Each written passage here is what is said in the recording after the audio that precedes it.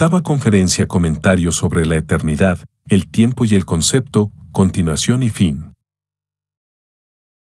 Con Hegel pasamos a la tercera posibilidad, a saber, la que identifica el concepto con el tiempo. En los albores de la filosofía, Parménides identificó el concepto con la eternidad. El tiempo, por tanto, no tenía nada que ver con el concepto, con el saber absoluto, la epistimo, la verdad, con el hombre, en fin, en la medida en que éste, como portador del concepto, es la existencia empírica del saber en el mundo temporal. Además, esta existencia temporal del concepto en el mundo es inexplicable desde el punto de vista de Parménides. Para él, la existencia temporal del hombre es tan inexplicable como para Spinoza, que también identifica el concepto con la eternidad.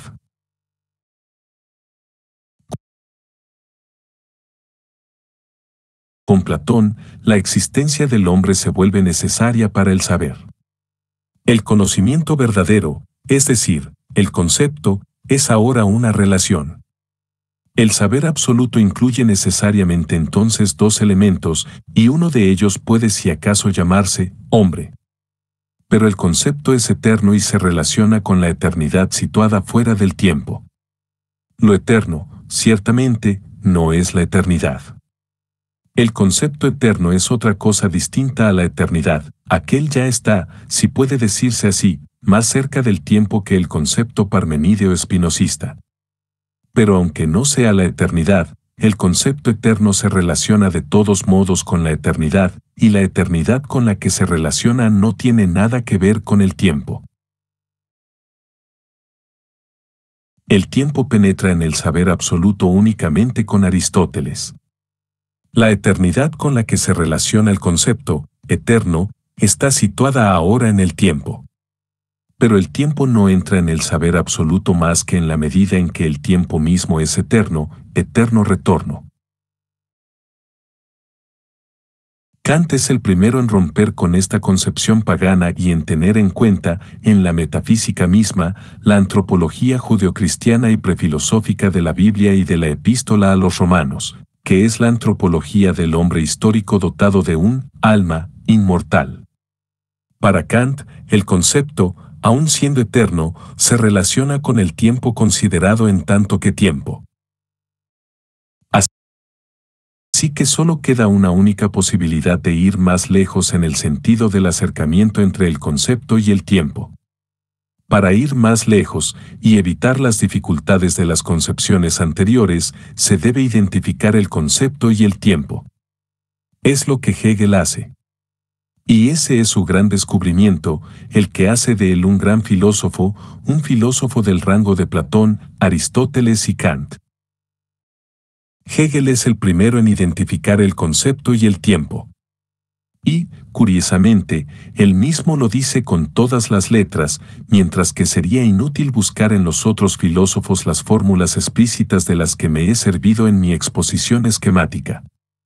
Hegel ya lo decía en el prefacio de la PhG, donde se encuentra la paradójica frase que ya he citado, «Wes die Zeit betritt, so ist es der daseyende Begriff selbst», por lo que concierne al tiempo, este es el concepto mismo que existe empíricamente.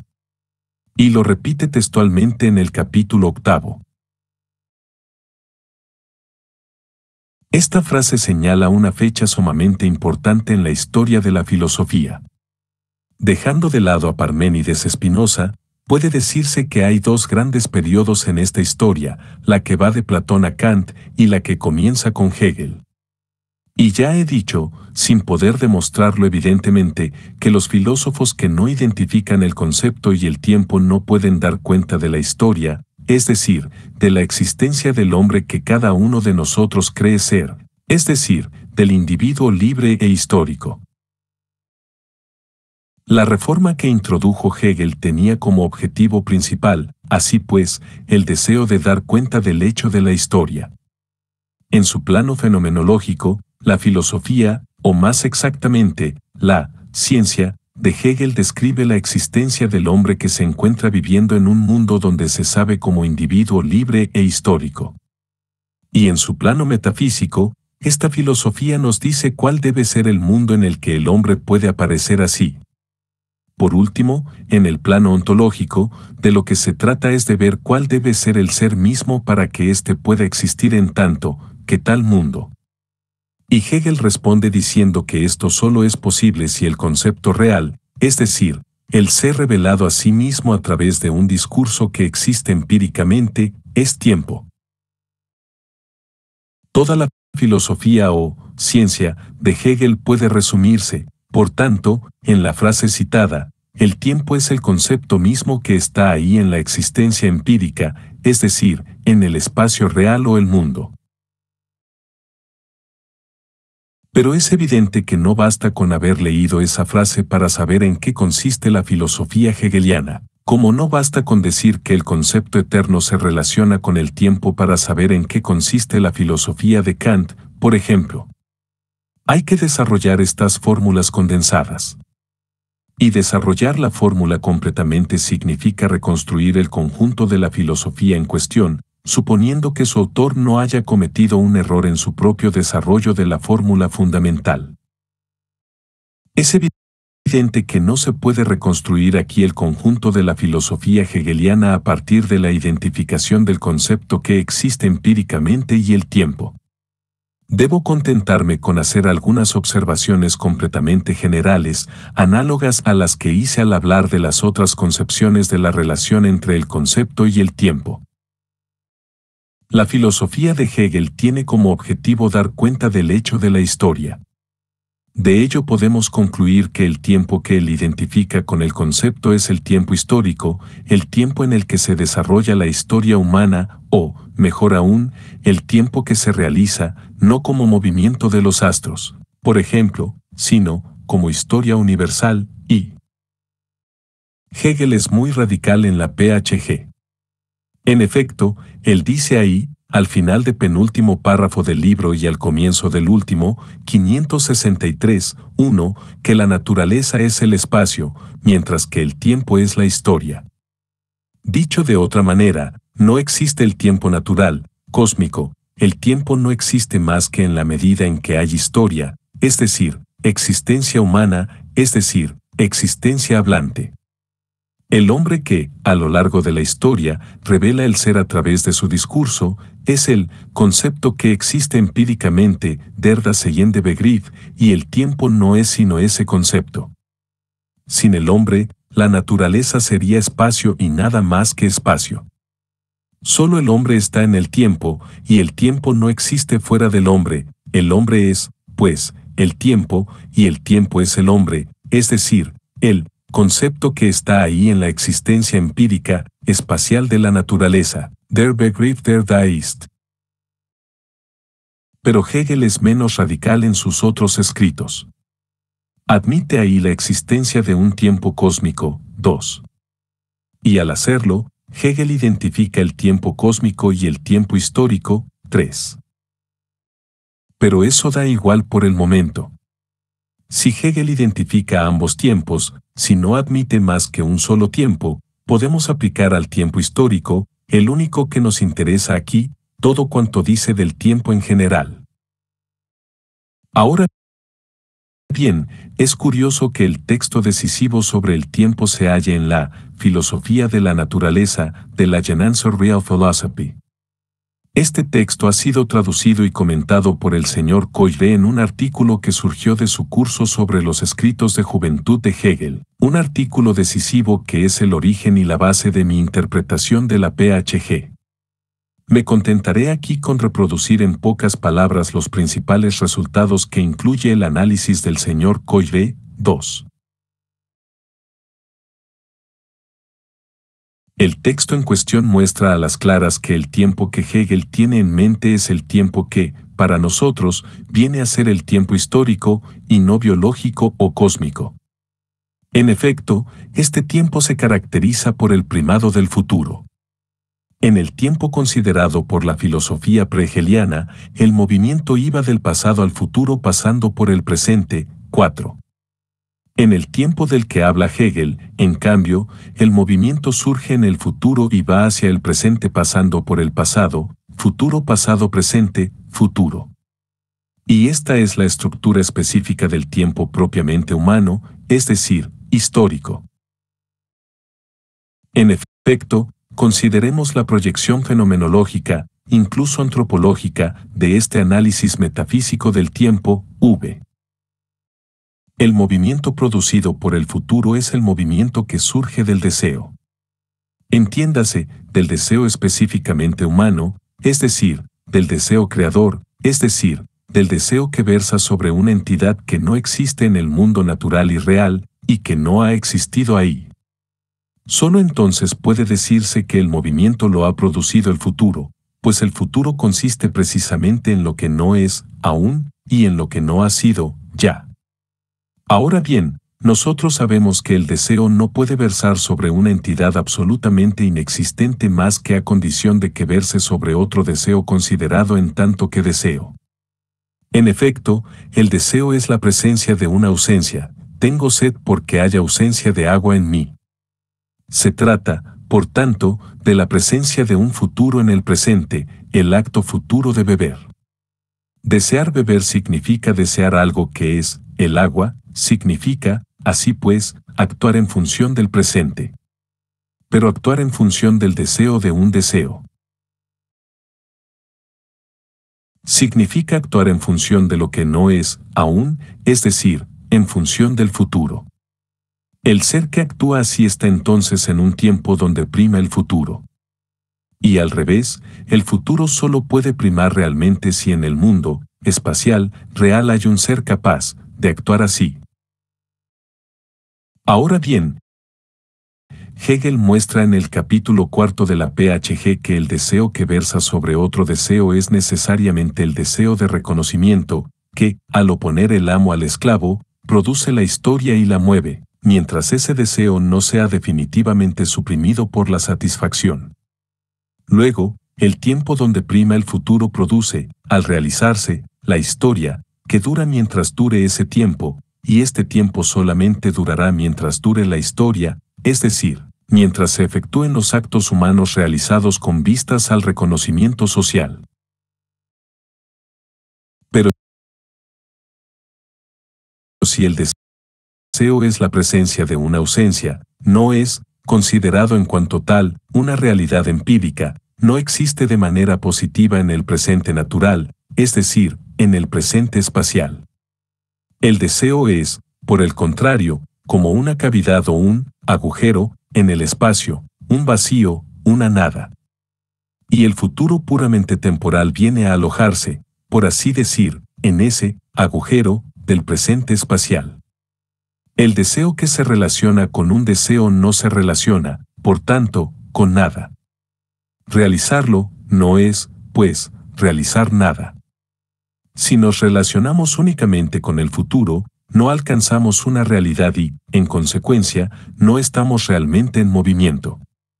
Por otro lado, si afirmamos o aceptamos lo real presente, incluso espacial, no estamos deseando nada, no nos relacionamos entonces con el futuro, no superamos el presente y, por consiguiente, tampoco nos movemos. Luego, para que el deseo se realice, éste debe relacionarse con una realidad, pero no puede relacionarse con ella de manera positiva. Debe hacerlo, por tanto, negativamente. El deseo es necesariamente, así pues, el deseo de negar lo dado real o presente. Y la realidad del deseo procede de la negación de la realidad dada, vi. Ahora bien, lo real negado es lo real que ha dejado de ser, es lo real pasado o el pasado real. El deseo determinado por el futuro no aparece en el presente como una realidad, es decir, como un deseo satisfecho, más que a condición de haber negado lo real, es decir, de haber negado un pasado. Lo que determina la cualidad de lo real presente es la manera como el pasado ha sido, negativamente, formado en función del futuro. Y únicamente el presente que ha sido determinado así por el futuro y por el pasado es un presente humano o histórico. 7. Así que de manera general, el movimiento histórico surge del futuro y pasa por el pasado para realizarse en el presente o en tanto que presente temporal. El tiempo que tiene en mente Hegel es, pues, el tiempo humano o histórico, es el tiempo de la acción consciente y voluntaria que realiza en él. Presente un proyecto para el futuro, un proyecto formado a partir del conocimiento del pasado. 8. Se trata, por tanto, del tiempo histórico, y Hegel dice que ese tiempo es el concepto mismo que existe empíricamente. Dejemos de lado por el momento el término concepto. Hegel dice entonces que el tiempo es una X, algo que existe empíricamente. Y esta afirmación se puede deducir del análisis mismo de la noción hegeliana de tiempo histórico. El tiempo donde prima el futuro no puede realizarse, no puede existir, más que a condición de negar o de aniquilar. Para que haya tiempo es, pues, necesario que haya otra cosa además del tiempo. Esa otra cosa es, ante todo, el espacio, el lugar donde, en cierto modo, todo se para. Luego, no hay tiempo sin espacio, el tiempo es algo que está en el espacio. 9. El tiempo es la negación del espacio, de la diversidad, y si aquel es algo y no nada, es porque resulta ser la negación del espacio. Ahora bien, solo se puede negar realmente lo que existe realmente, es decir, lo que resiste. Y el espacio que resiste está lleno, es la materia. Extensa, el espacio. Real, es decir, el mundo natural. El tiempo debe, así pues, existir en un mundo, es algo que está, como dice Hegel, que está ahí en un espacio, y que está ahí en el espacio empírico, es decir, en un espacio sensible o en un mundo natural. El tiempo aniquila ese mundo al hundirlo en cada instante en la nada del pasado. Y el tiempo no es nada más que ese anonadamiento del mundo, y si no hubiera un mundo real que aniquilar, el tiempo no sería sino la pura nada, no habría tiempo. El tiempo que es resulta ser, por tanto, algo que existe empíricamente, es decir, que existe en un espacio real o en un mundo espacial. Ahora bien, hemos visto que la presencia del tiempo, donde prima el futuro, en el mundo real se llama deseo, que versa sobre otro deseo, y que ese deseo es un deseo específicamente humano, toda vez que la acción que lo realiza es el ser mismo del hombre. La presencia real del tiempo en el adundo se llama, por tanto, hombre. El tiempo es el hombre y el hombre es el tiempo. 1. Hegel no lo dice con todas las letras en la PHG porque ahí evita la palabra hombre. Pero en las lecciones de Jena dice, Geist ist Zeit, el espíritu es tiempo. Y espíritu significa en Hegel, y sobre todo, en este contexto, espíritu humano, hombre, más en particular, el hombre colectivo, es decir, el pueblo o el Estado, y, a fin de cuentas, el hombre integral o la humanidad en la totalidad de su existencia espacio-temporal, es decir, la totalidad de la historia universal. El tiempo, entiéndase, el tiempo histórico con el ritmo, futuro, pasado, presente, es, pues, el hombre en su realidad integral empírica, es decir, en su realidad espacial. El tiempo es la historia del hombre en el mundo. Y, en efecto, sin el hombre no habría tiempo en el mundo, una naturaleza que no albergara al hombre sería solamente un espacio real, X. Es cierto que el animal también tiene deseos y que actúa en función de sus deseos al negar lo real, él come y bebe al igual que lo hace el hombre. Pero los deseos del animal son naturales, versan sobre algo que es, así que están determinados por eso que es. La acción negadora que se efectúa en función de esos deseos no puede negar esencialmente, no puede cambiar la esencia de lo que es. Esos deseos, naturales, no modifican, por tanto, el ser en su conjunto, es decir, en su realidad, este no cambia esencialmente en función de ellos, el ser permanece idéntico a sí mismo, y es así espacio. No tiempo. Es cierto que un animal transforma el aspecto del mundo natural en el que vive. Pero él muere y le devuelve a la tierra cuanto tomó de ella. y como su prole lo repite. De modo idéntico, los cambios que el animal lleva a cabo en el mundo también se repiten. Y, en conjunto, la naturaleza sigue siendo, así pues, lo que ella es. 11. El hombre, en cambio, transforma el mundo esencialmente por medio de la acción negadora de sus luchas y de su trabajo, por medio de una acción que surge del deseo humano no natural que versa sobre otro deseo, es decir, sobre algo que no existe realmente en el mundo natural. 12. El hombre es el único que crea y destruye esencialmente. La realidad natural solo incluye entonces el tiempo si incluye una realidad humana. Ahora bien, el hombre crea y destruye esencialmente en función de la idea que se hace del futuro. Y la idea del futuro aparece en el presente real en forma de un deseo que versa sobre otro deseo, es decir, de un deseo de reconocimiento social. Y la acción que surge de ese deseo produce la historia. Así que no hay tiempo más que allí donde hay historia. Luego, Die Zeit ist der dasselbe Begriff selbst, significa, el tiempo es el hombre en el mundo y su historia real. Pero Hegel también dice, Geist ist Zeit. Es decir, el hombre es tiempo. Y acabamos de ver qué significa eso, el hombre es un deseo que versa sobre otro deseo, es decir, deseo de reconocimiento, es decir, acción negadora que se efectúa para satisfacer ese deseo de reconocimiento, es decir, lucha sangrienta por puro prestigio, es decir, relación entre amo y esclavo, es decir, trabajo, es decir, evolución histórica que llega finalmente al estado universal y homogéneo y al saber absoluto, el cual revela el hombre integral realizado en y por ese estado. En pocas palabras, decir que el hombre es tiempo significa decir todo cuanto Hegel dice del hombre en la PhG. Y también significa decir que el universo existente y el ser mismo deben ser de tal modo que el hombre concebido de ese modo sea posible y pueda realizarse. La frase que identifica el espíritu y el tiempo resume, por tanto, toda la filosofía de Hegel, al igual que las otras fórmulas esquemáticas enumeradas anteriormente resumen toda la filosofía de un Platón, de un Aristóteles, etc. Esas fórmulas esquemáticas trataban del concepto. Ahora bien, Hegel tampoco dice solamente Geist ist Zeit, sino también Die Zeit ist der Begriff der Da ist.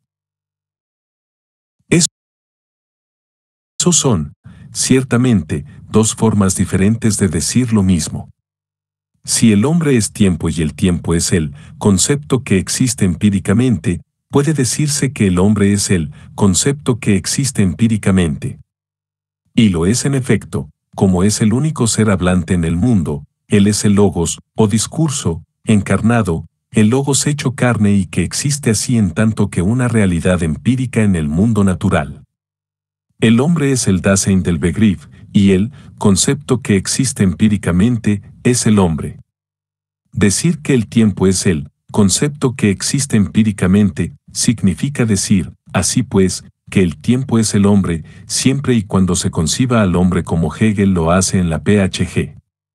Todo cuanto Hegel dice del hombre en la PhG también vale, por tanto, para el tiempo. Y al revés, todo cuanto puede decirse de la manifestación, Erscheinung, o de la Phänomenologie, del tiempo, es decir, del espíritu, en el mundo, Hegel lo dice en la PhG.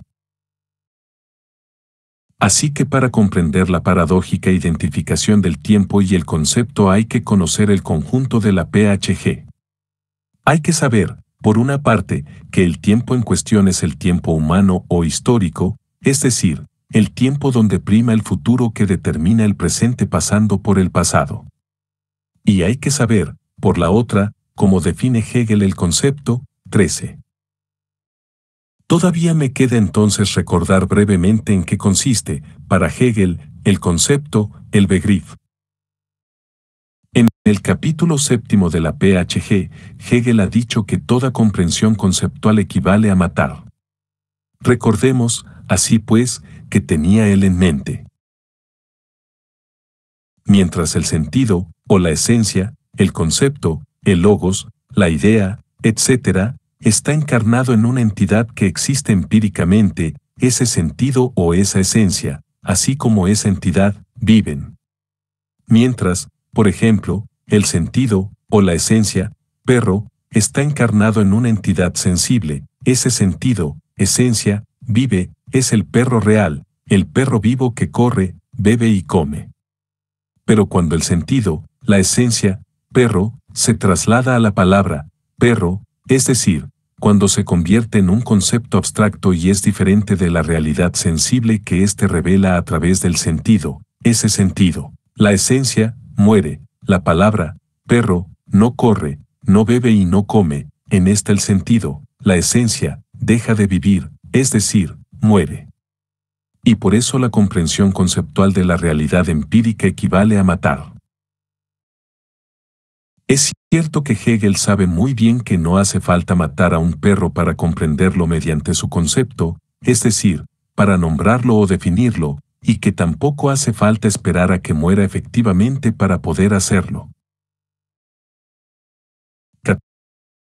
14. Solo que, dice Hegel, si el perro no fuera mortal, es decir, esencialmente finito o limitado en cuanto a su duración, no se podría separar de él su concepto, es decir, no se podría trasladar a la palabra no viva el sentido, la esencia, encarnado en el perro real, a la palabra, dotada de sentido, es decir, al concepto abstracto, al concepto que existe no en el perro, que lo realiza, sino en el hombre, que lo piensa, es decir, a otra cosa distinta a la realidad sensible que el concepto revela a través de su sentido. El concepto, perro, que es mi concepto, del perro, el concepto que es, pues, otra cosa distinta al perro vivo y que se relaciona con un perro vivo como lo hace con una realidad exterior. Ese concepto abstracto solo es posible si el perro es esencialmente mortal. Es decir, si el perro muere o se aniquila en cada instante de su existencia. Ahora bien, ese perro que se aniquila en cada instante es precisamente el perro que dura en el tiempo, que deja en cada instante de vivir o de existir en el presente para aniquilarse en el pasado, o para aniquilarse. En tanto que pasado, 15. Si el perro fuera eterno, si existiera fuera del tiempo o sin tiempo, el concepto, perro, nunca habría sido separado del perro mismo. La existencia empírica, Dasein, del concepto, perro, sería el perro vivo, no la palabra, perro, pensada o pronunciada. No habría entonces discurso, logos, en el mundo, y como el discurso que existe empíricamente no es sino el hombre, hablante en efecto, no habría hombre en el mundo. El concepto palabra se separa del hic et nunc sensible, pero solamente puede separarse de ahí porque el hic et nunc, es decir, el ser espacial, es temporal, porque se aniquila en el pasado. Y lo real que desaparece en el pasado se mantiene, como no real, en el presente en forma de palabra-concepto.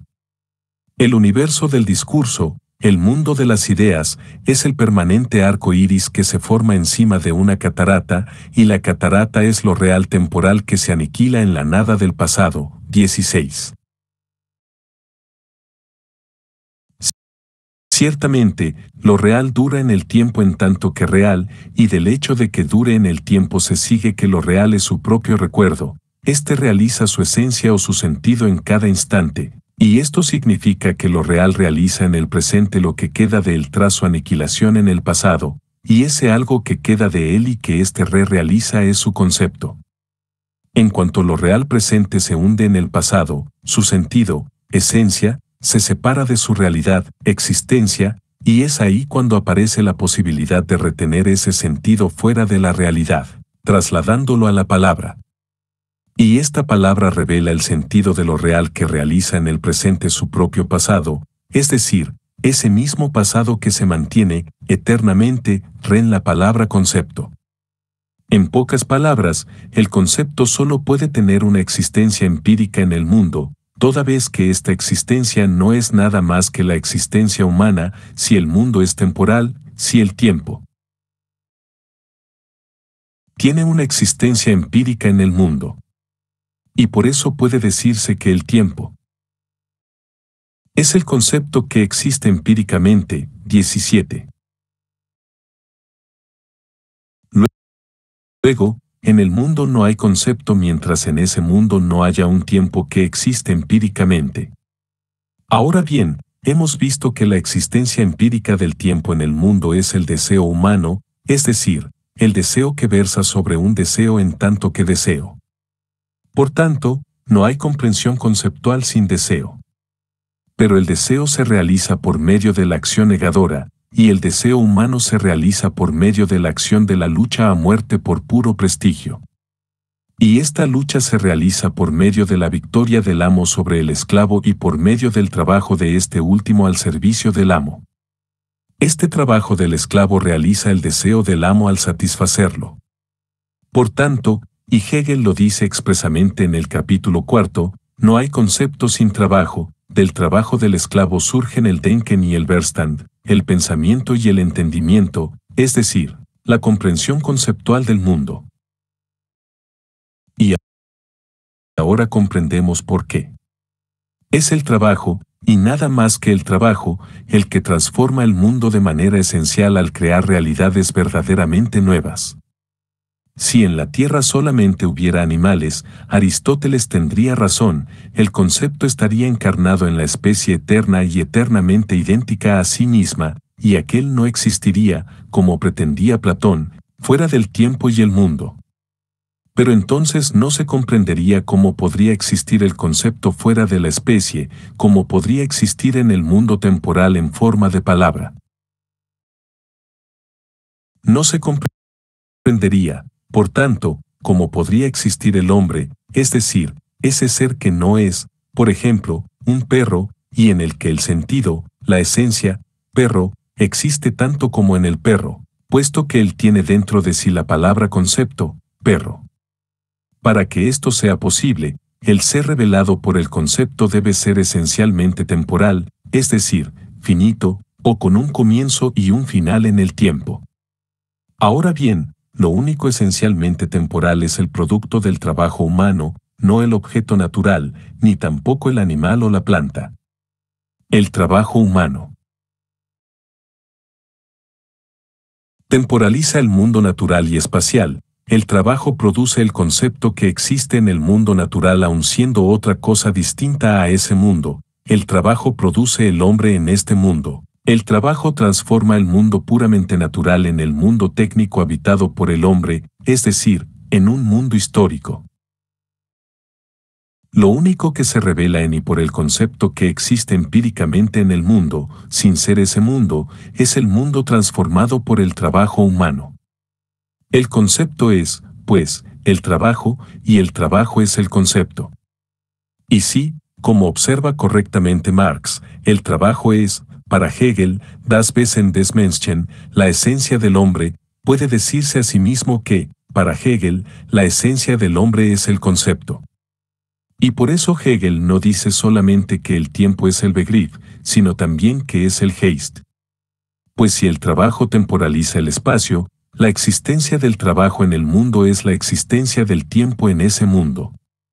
Y si el hombre es el concepto y el concepto es el trabajo, el hombre y el concepto también son el tiempo. Si esto es así, hay que decir, en primer lugar, que solo hay comprensión conceptual allí donde hay una realidad esencialmente temporal, es decir, histórica, y, en segundo lugar, que solo la existencia histórica o temporal puede revelarse a través del concepto. O en otros términos, la comprensión conceptual es necesariamente dialéctica. 18. Ahora bien, si esto es así, y si la naturaleza solamente es espacio y no tiempo, habría que concluir de ello que no hay una comprensión conceptual de la naturaleza. Solo comprenderíamos, en sentido estricto, aquello donde hay tiempo, es decir, solo comprenderíamos verdaderamente la historia. En cualquier caso, solo podemos y debemos comprender dialécticamente la historia. Y eso habría que decirlo. Pero Hegel no lo dice. Y ese es, creo, su principal error. En primer lugar, hay en Hegel una fluctuación. Por una parte, él dice que la naturaleza solamente es espacio. Por la otra, él ve que la vida, biológica, es un fenómeno temporal. De ahí la idea de que la vida, Leben, es una manifestación del espíritu, Geist. Pero Hegel también ve, e incluso es el primero en decirlo con todas las letras, que la existencia verdaderamente humana solo es posible mediante la negación de la vida. Como sabemos, el riesgo para la vida que hay en la lucha por prestigio es constitutivo al hombre. De ahí la oposición entre Leben y Geist. Pero si esta oposición existe, la vida no es histórica, no hay, por tanto, dialéctica biológica, no hay, por tanto, comprensión conceptual de la vida. Ahora bien, Hegel afirma esa comprensión. Inventa, siguiendo a Schelling, una biología dialéctica y la expone en la PhG, KPV, A.A. Es cierto que él niega la comprensión conceptual o dialéctica de la realidad no vital. Pero esto le lleva únicamente a decir que el mundo real es un ser vivo. De ahí su absurda filosofía de la naturaleza, su crítica insensata a Newton y su propia física, mágica, que desacreditó el sistema en el siglo XIX. Pero hay más. La comprensión dialéctica no se aplica más que a la realidad histórica, es decir, a la realidad creada por el trabajo en función de un proyecto. Afirmar, como lo hace Hegel, que toda comprensión es dialéctica y que el mundo natural es comprensible significa afirmar que ese mundo es la obra de un demiurgo, de un Dios creador concebido a imagen y semejanza del hombre trabajador. Y Hegel dice efectivamente eso en la lógica al señalar que su lógica, es decir, su ontología, es el pensamiento de Dios antes de la creación del mundo. De ello se seguiría que Hegel comprende el mundo porque el mundo ha sido creado en función del concepto que Hegel tiene.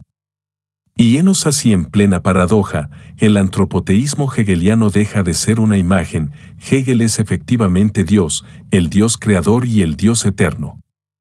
Ahora bien, un hombre no puede afirmar, sin estar loco, que ha creado el mundo. Así que si el pensamiento que se revela en la lógica es el pensamiento creador del mundo, indudablemente este no es el pensamiento de Hegel. Es el pensamiento de otro creador distinto a Hegel, de otro distinto al hombre en general, es el pensamiento de Dios.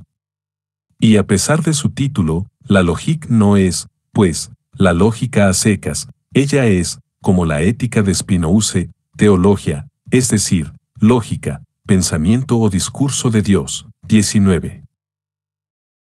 Pero dejemos el mundo natural. Constatemos que Hegel realizó un inmenso progreso filosófico al identificar el concepto y el tiempo. Pues al hacerlo, es decir, al descubrir el saber dialéctico, encontró el medio de establecer una fenomenología, una metafísica y una ontología de la historia, es decir, del hombre tal y como lo concebimos hoy en día y tal y como es en realidad. Veamos qué consecuencia decisiva se sigue de este descubrimiento para el hombre. El concepto es tiempo.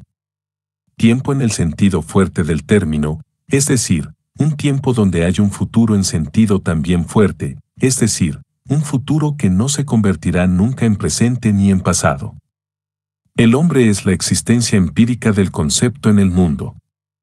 Él es, pues, la existencia empírica en el mundo de un futuro que nunca se hará presente. Ahora bien, este futuro es, para el hombre, su muerte, esta es ese futuro suyo que nunca se convertirá en su presente. Y la única realidad o presencia real de este futuro es el saber que el hombre posee en el presente de su futura muerte. Así que si el hombre es concepto y el concepto es tiempo, es decir, si el hombre es un ser esencialmente temporal, el hombre es esencialmente mortal, y el solo es concepto, es decir, saber absoluto o sabiduría encarnada, si sabe que lo es. El logos no se hace carne, no se hace hombre, más que a condición de querer y poder morir.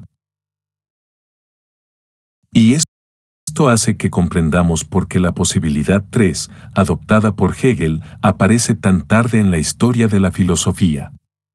Negar que el concepto es eterno, decir que es tiempo, significa negar que el hombre es inmortal o eterno, al menos en la medida en que es un ser pensante o en que es verdaderamente un ser humano. Ahora bien, el hombre no acepta su muerte sino como último extremo, y también como último extremo la filosofía ha aceptado la posibilidad 3:20. Alles Endliche ist dies, sich selbst aufzuheben, dice Hegel en la enciclopedia. Solo el ser finito se suprime dialécticamente a sí mismo. Así que si el concepto es tiempo, es decir, si la comprensión conceptual es dialéctica, la existencia del concepto, y, en consecuencia, la del ser revelado por el concepto, es esencialmente finita. Luego la historia misma debe ser esencialmente finita. El hombre colectivo, la humanidad, debe morir al igual que muere el individuo humano. La historia universal debe tener un final definitivo.